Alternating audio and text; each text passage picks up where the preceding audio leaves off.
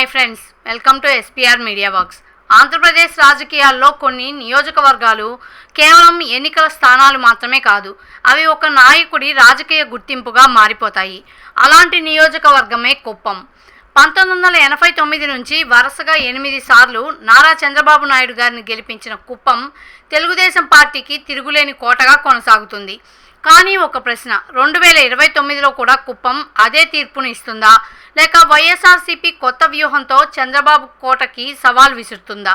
ఈ నేపథ్యంలో మా ఛానల్ ప్రిపేర్ చేసిన 2026 పొలిటికల్ అనాలిసిస్ని ఈ వీడియోలో మీకు అందిస్తున్నాం. అదేంటో మీరే చూడండి. కుప్పం చిత్తూరు జిల్లాలో ఆంధ్రప్రదేశ్ దక్షిణ సరిహద్దుల్లో ఉంది.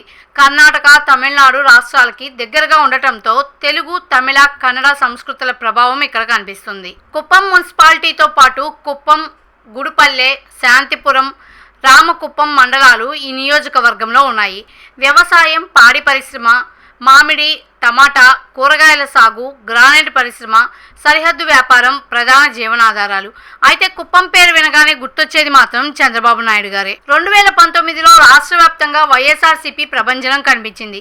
తెలుగుదేశం పార్టీ కేవలం 23 అసెంబ్లీ స్థానాలకి పరిమితమైంది. అలాంటి రాజకీయ తుఫాన్లో కూడా కుప్పం మాత్రం టీడీపీ వైపే నిలిచింది. టీడీపీ అభ్యర్థి నారా చంద్రబాబు నాయుడు గారు 1,146 ఓట్లు సాధించగా, వైఎస్ఆర్సీపీ అభ్యర్థి కె చంద్రమౌళి గారికి 69,424 ఓట్లు వచ్చాయి.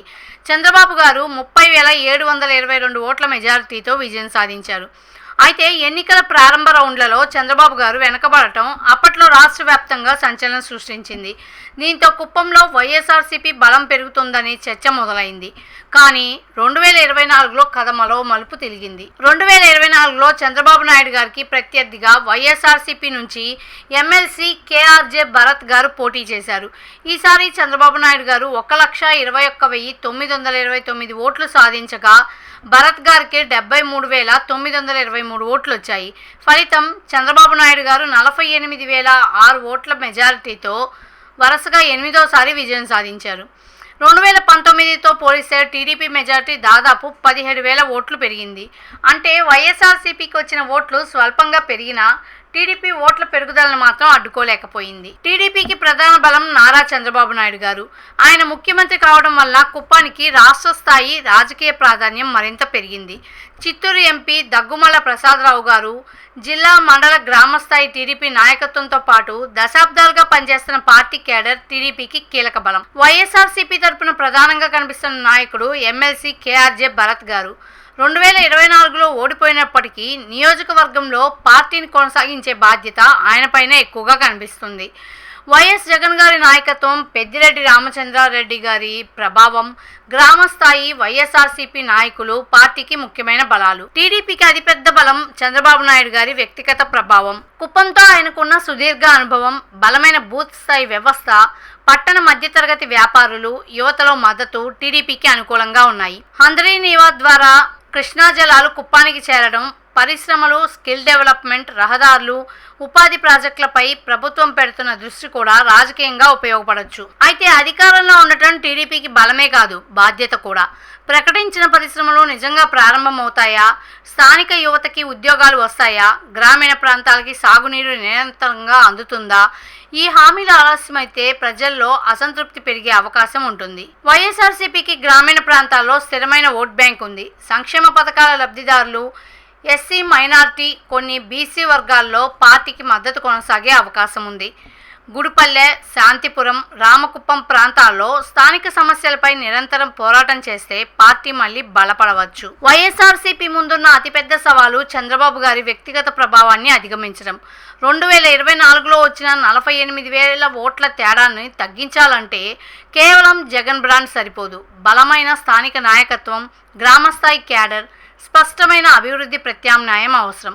2029 ఫలితాన్ని సాగునీరు, తాగునీరు, యువతకి ఉపాధి, పరిశ్రమల అమలు, రైతుల ఆదాయం, గ్రామీణ రహదారులు, ఆరోగ్య సేవలో నిర్ణయించవచ్చు. బీసీ, ఎస్సీ, మహిళా, యువ ఓటర్ల నిర్ణయం అత్యంత కీలకం.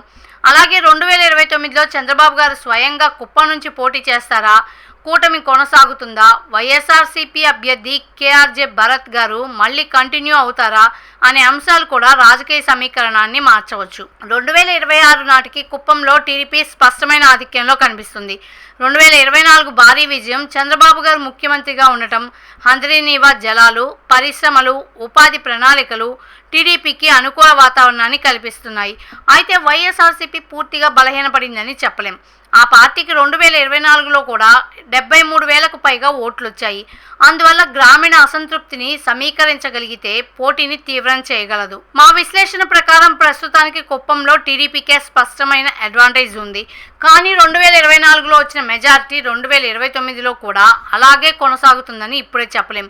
ప్రభుత్వం ప్రకటించిన ప్రాజెక్టులు నేల మీద ఎంతవరకు పనిచేస్తాయో అదే కీలకం. ఒక కీలక విషయం ఏంటంటే కుప్పంలో 2029 ఎన్నిక చంద్రబాబు గారి గత విజయాలపై మాత్రమే జరగదు. 2024 నుంచి 2029 మధ్య జరిగిన అభివృద్ధిపై జరుగుతుంది. వైఎస్ఆర్సీపీకి అవకాశం రావాలంటే చంద్రబాబు గారు ప్రజలకి నమ్మదగిన స్థానిక ప్రత్యామ్నాయాన్ని చూపించాలి.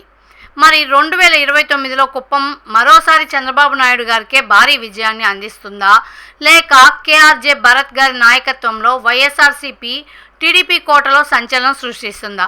మీ అభిప్రాయాన్ని కామెంట్లో తప్పకుండా చెప్పండి. ఇలాంటి పొలిటికల్ అనాలిసిస్ కోసం ఎస్పీఆర్ మీడియా వర్క్స్ ఛానల్ని సబ్స్క్రైబ్ చేసుకోండి. మరో ఇంట్రెస్టింగ్ పొలిటికల్ అనాలిసిస్తో మళ్ళీ కలుద్దాం. Thanks for watching.